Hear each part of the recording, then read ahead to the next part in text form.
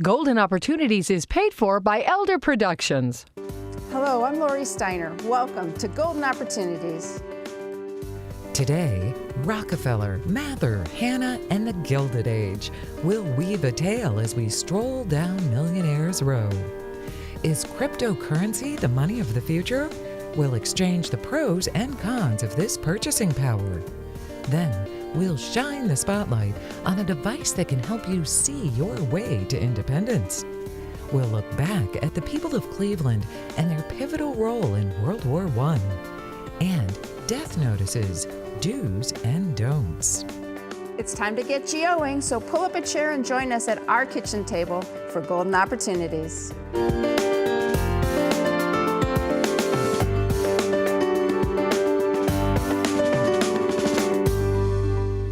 With its rich and vibrant 200-year history, there are plenty of reasons to be a proud citizen of Cleveland.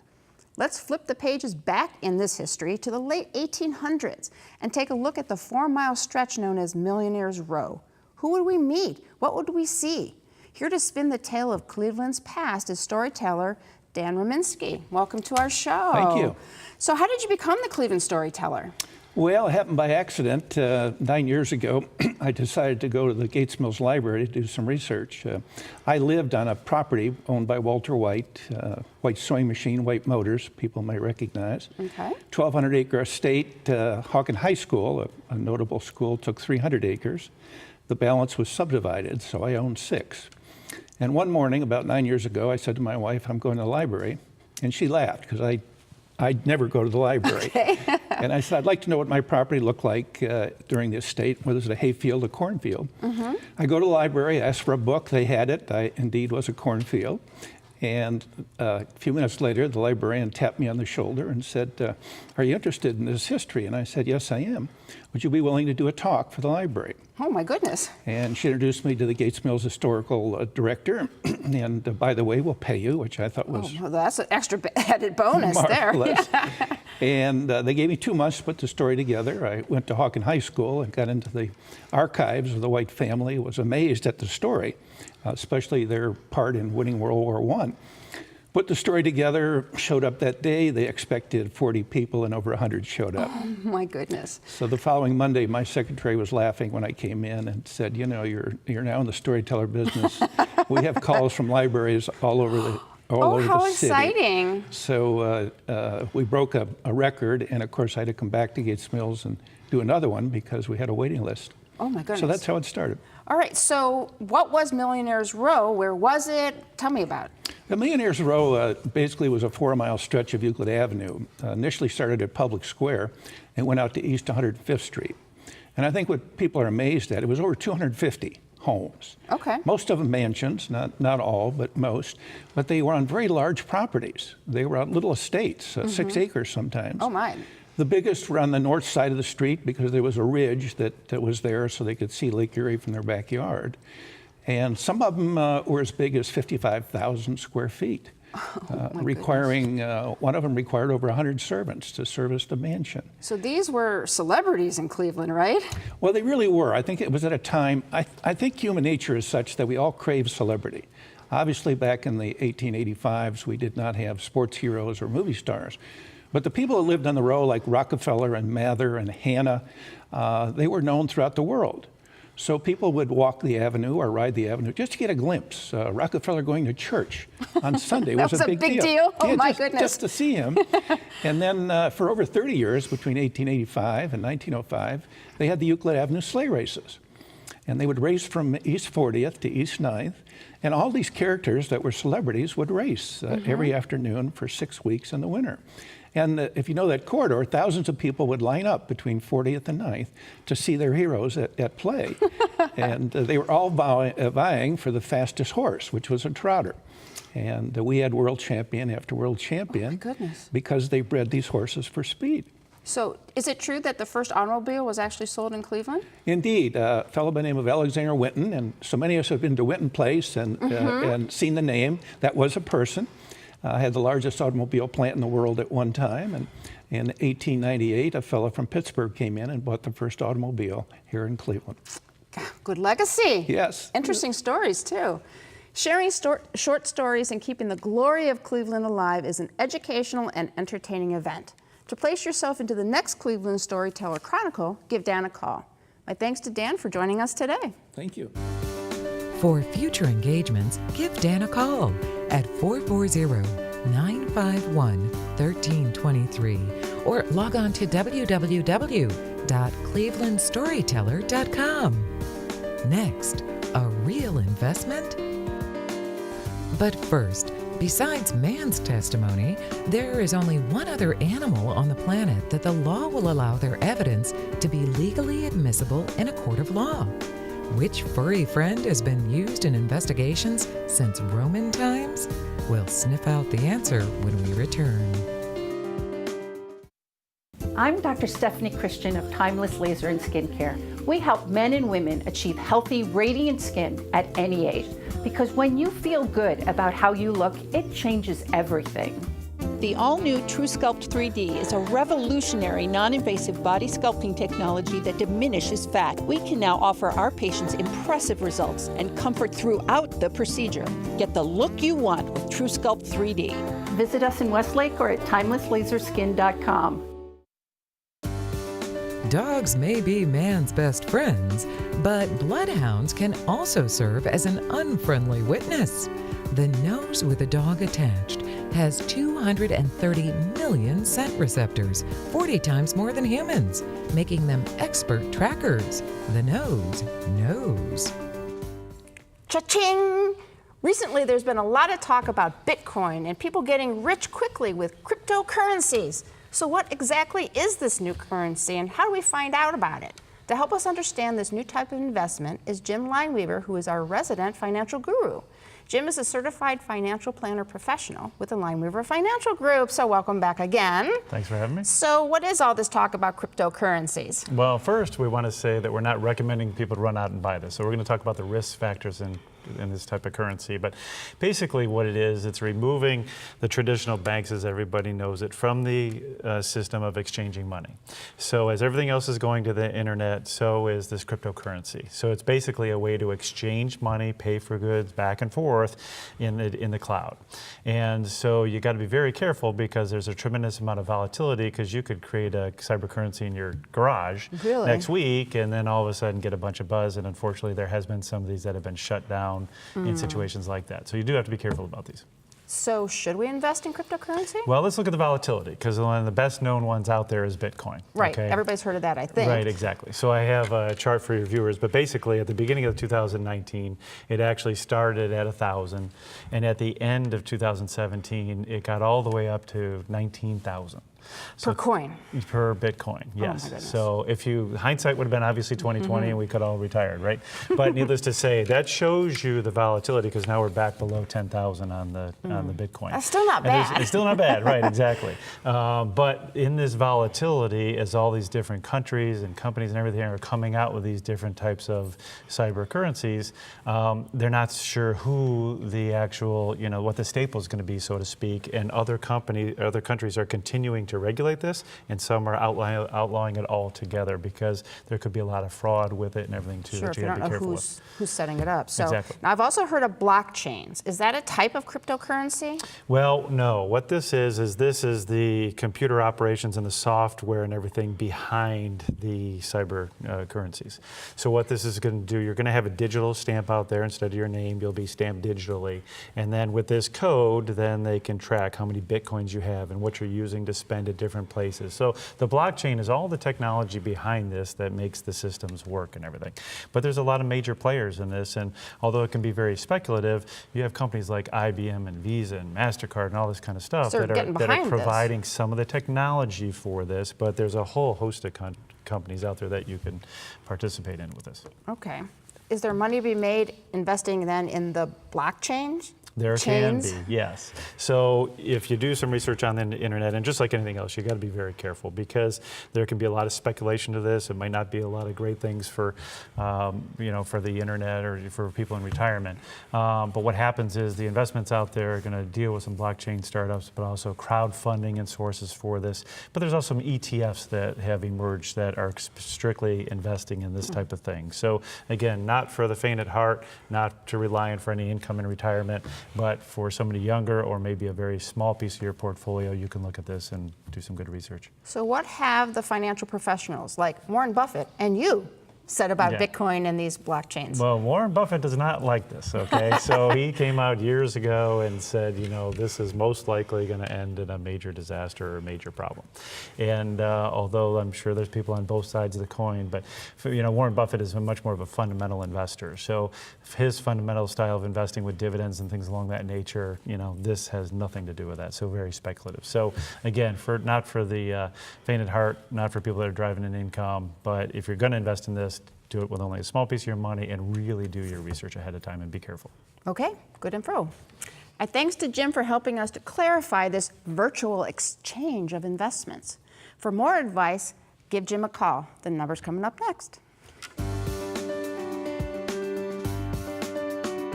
To find out more, call the Lineweaver Financial Group at 1-888-313-4009 or log on to www.lineweaver.net. Next, a new perspective.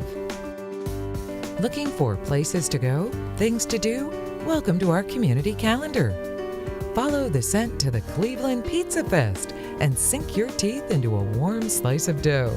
The oven bakes from June 22nd through the 24th. Stuff yourself with a pizza eating contest, cornhole competition, 5K run, and more. If you need more details, log on to www.clevelandpizzafest@gmail.com. Read all about it.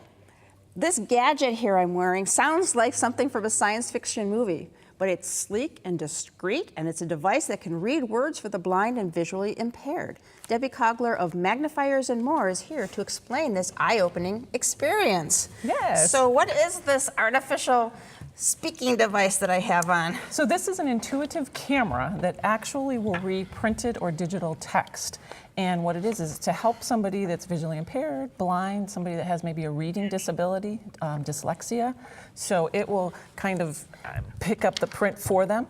It also operates on some gestures. So looking at the print and it's waiting for some gestures from your hands. So I've got a demonstration model here, Yes. so I have to hold this up and... You point and you'll hear a beep. Yep, I heard the beep.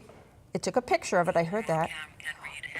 And I'm going to pull this away just for our audience so they can hear it. Books, restaurant menus, signs, product labels, computer and smartphone screens. It's very, very accurate. So that is amazing. So what it's going to do, so if you have somebody that maybe has trouble reading their newspaper or maybe reading their emails that come through, so it'll read on a computer screen, a text on their phone. If they can't read the text message, they can read something like that.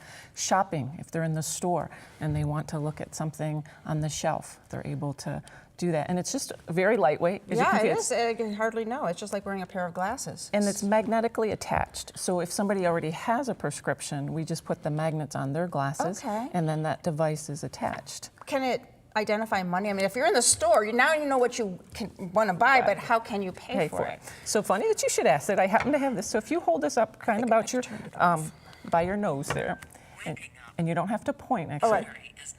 And so it's waking up. And then $5. $5, it is. So just try this. Okay, so let's put down, we're going to trick it this time, I'm sure, right? $10. It knows. It knows. It knows. So it can recognize banknotes. It can also recognize faces. So it just heard it just told me, Debbie, Yes. that's you. That's me. It saw you and it told me who you were. So it will recognize, so we can program it to recognize faces. We'll just kind of stop that for a second. And products, so we can pick up a bottle of Coke and look at the UPC label and it will tell you that it's Coke. You can program it to read certain things that you do every day. So if you want it to, know this is your bottle of aspirin to take and this is your milk to drink, it can do such products as that. I imagine this has changed lives, right? It has changed lives immensely. It's hands-free, and one of the things when you're visually impaired to try to hold something and read things can be kind of inconvenient. We have people that now can read their cookbooks and they can cook. You can read their emails on the computer. They can see it better. Just sit down and read a book casually. Without having to have it read to you, you can actually read the book. Exactly. Oh, I can imagine that would be amazing for people. And it brings them back to the independence, and that's the big thing. And it doesn't look anything different than today. You've got people wearing, cell phones. All kinds of things, yeah. And these are kind of hip glasses these days, aren't they? Yeah, something that looks different. And it's movable, so we can put it on the other side. So if somebody it bothers them on the right side, we can put it on the left side, wherever it's convenient. So we have that portability of the unit. Great new device. The possibilities of technology really are endless. To see if the Orcam will be a good fit for you, give Debbie a call. Her number is coming up next. For more information, call Magnifiers and More at 440-946-3363 or log on to www.magnifiersandmore.net. Up next, Cleveland Strong. It's time to get up and go, an exercise segment on golden opportunities. Hey everybody, it's Mike Carbon from Breakout Fitness, and today I'm going to show you how to work the quads in the front of the leg by doing a single leg squat. You ready to go? I hope so. Let's do this. All right, we're going to start by making sure that you have some firm surface next to you just in case you get in trouble. From here, what we're going to do is we're going to put all the pressure on the right leg or the left leg, whichever you choose to start with. The opposite leg is going to go out to your side, toes pointed towards the ground, and we're simply going to squat down as we lower that leg out and up. Okay, make sure that firm surface is next to you just in case you get in trouble. 12 to 15 repetitions. Make sure your knee stays in alignment with your shoulder. It should not buckle in. Lori, how you feeling? Oh, I need this firm. There you go. You're looking good though. Not too bad. Yeah, not too bad. Utilize your chair. Yeah. Excellent. That's perfect. All right, everybody. 12 to 15, 2 to 3 sets. And now it's your turn to get up and go. For your copy of the exercise booklet, send $1 for postage to Golden Opportunities, 6105 Parkland Boulevard, Suite 140, Mayfield Heights, Ohio, 44124. When the call came from Uncle Sam to join the military for World War I, the people of Cleveland were front and center. During this time, the proud city was a leading contributor to the efforts of the Great War. Eric Rivet, Chief Curator of the Western Reserve Historical Society, is here to enlist us to be a witness to this historical time period. So, what was the population like in Cleveland at that time? Yeah, I think most people today probably wouldn't recognize Cleveland 100 years ago. There were about 560,000 people in the city. Cleveland at that time was the 6th largest city in the United States. I think we're 51st today, so it's a very dramatically different city. But the interesting thing is about a third of the population is foreign-born. A lot of them are from Europe, and about 20% of the population is of German descent. So when the war started, there's no real consensus about what the United States should do. There are a lot of people that think we should stay out. A lot of people thought we should be on the side of the Allies, and then there are also a lot of people that thought we should fight with Germany. So it was a very, very different situation than World War II, for example. Right, so that would be difficult for those Germans here not knowing what to do. So, and some of the Eastern Europeans couldn't get into America. So what happened? Who stepped up at that point? Sure. So much of the city's population having come from Eastern Europe, that supply, we'll call it, was cut off. Right. There was so much industry in the city that needed people to work in all of these factories that now that supply is cut off. So people are coming up from the southern United States, especially African Americans. The black population in the city increased by about 300% between 1914 and 1918. And then also women. For the first time, women are really able to get out of the house. They're able to take jobs in factories. They can go to work with the Red Cross, the YMCA. There are a lot of opportunities that they had really never had before. Okay, and tell me the name of the exhibit exactly. Oh, it's a city worth fighting for. Okay, and you've got a story in the exhibit about two brothers from Cleveland who served in the great one, right? Yeah, so there were about 41,000 Clevelanders that served in World War I, and two that we chose to focus on are the Norton brothers, Lawrence and Robert Norton. And the Nortons were one of the old families of Cleveland, Millionaires Row, as we talked about earlier on the show. Very, very wealthy brothers. They served together on the Mexican border, and then they were sent overseas to France pretty late in the war. They served in an artillery unit. We have 3/4 length portraits of them in their uniforms, and one of the really interesting things is Lawrence Norton ended up being the president of the Western Reserve Historical Society for about 25 years, give or take, and we have his uniform. So the uniform he was wearing when he had his portrait painted is right next to the portrait. Okay, and we've got some pictures of some of the propaganda posters. I mean, they look like art posters, really. They really were. And in fact, there were some very prominent artists that really got their start doing these kind of propaganda posters in World War I. There was an Ohioan named Howard Chandler Christie, who after World War I, going into the 1920s, he was the most sought after portrait painter in the United States, and he got his start, really rose to fame.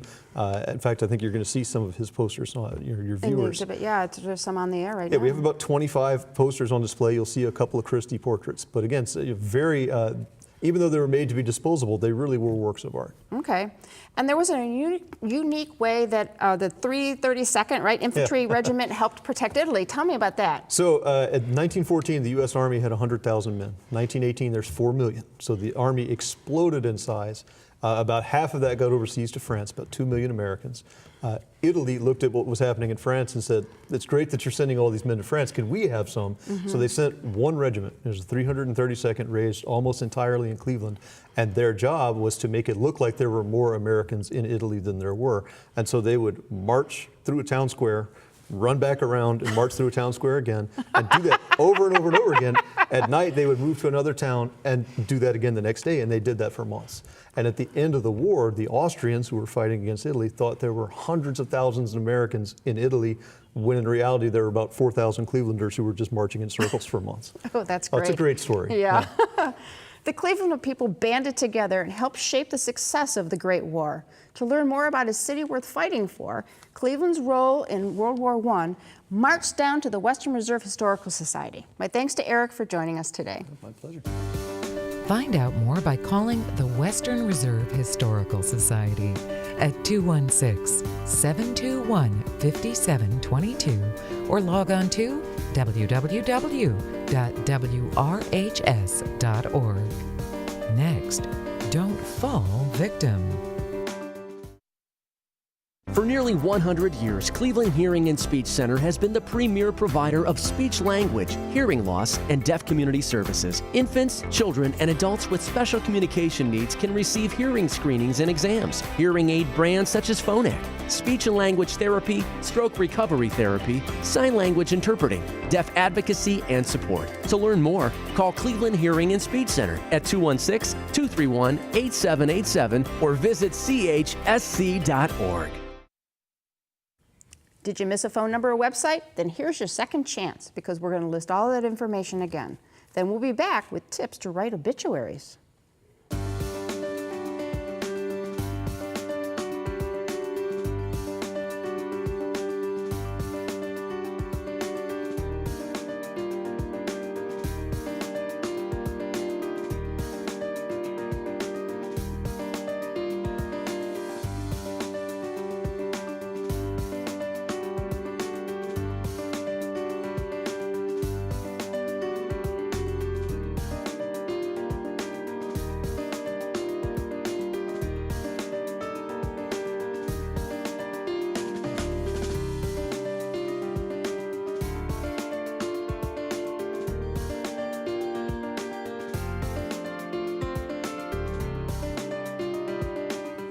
Sharing your personal information is risky these days, with the sale of such information from online sites and theft even from credit protection agencies.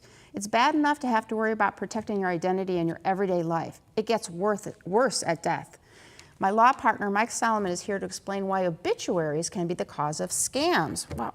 Why should people have to be worried about being scammed when someone has died and they're just trying to, mourn the loss of a loved one? Well, typically in an obituary, you put a lot of facts in there, names of people and dates, et cetera, et cetera. You're giving a lot of information, and the scammers out there are going to take advantage of it. All right. Can you give us some examples? Well, yes. For example, for people who pass away, there are 800,000 scams on deceased people every year. So it's a lot. And what happens, for example, many people don't realize this, but the first 5 digits of your Social Security number are based upon where you were born and when you were born.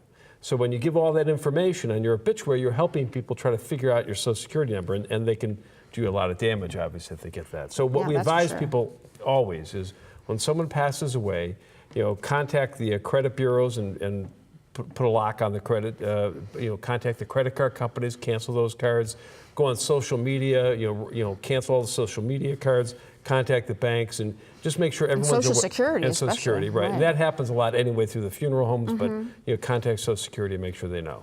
So what else can happen with those kind of details in the obituaries? Well, for example, one of the things that can happen is you put information about, all the family members. Like all the children and grandchildren's names and things like that. That's right. And then you get these scammers who will call a relative and say, your nephew is stuck in Italy or something. They don't have any money. They're under arrest. They need money. Can you send money? And then it sounds real because they know all the parties, and they send the money, and they're just being a scam. So how about other financial scams? Well, one of the ones that you'll find is that when someone passes away, some scammers will claim, they'll contact the survivors and say, your father, your mother, your brother, whatever, owed money, and you're liable.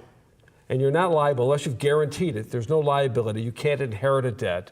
So it's a claim against the estate if it's a real debt, but otherwise you're off the hook and just don't do that. The other thing is sometimes you'll get a call from someone who says the decedent had a secret insurance policy, a life insurance policy, and you can get this death benefit. You just have to pay us some money for the taxes and handling, and you write them a check, and of course it's a scam. Right. Insurance companies don't charge you to get your life insurance information, so don't do that. Okay. Any other quick warnings? Well, anytime you put something in the obituary that someone's passed away and they have a home, then you've told all the thieves out there that this house is probably vacant. And then they can break in and steal. So you ought to really think about not putting the address in, or I tell people a lot of times, is put an alarm system in, at least temporarily, after the person passes away, so it reduces the chance that the house is going to get ripped off. All right, thanks for your tips. These are great tips to prevent even more sorrow from a scam following the death of a loved one. Be careful what you add to a death notice and follow Mike's advice to avoid being a victim. For more information, call Mike. The number is next. Call Solomon, Steiner, and Peck at 1-888-236-5173 for more information, or to schedule a speaker for your organization, or log on to www.ssnplaw.com. Thanks for joining us. Until next week, please make sure to make the most of your golden opportunities. If you'd like to join our kitchen conversation, visit our website, www.goldenopportunities.tv. Like us on Facebook. Call us at 440-742-GO-TV or email us at kitchen@goldenopportunities.tv. We'd love to hear from you.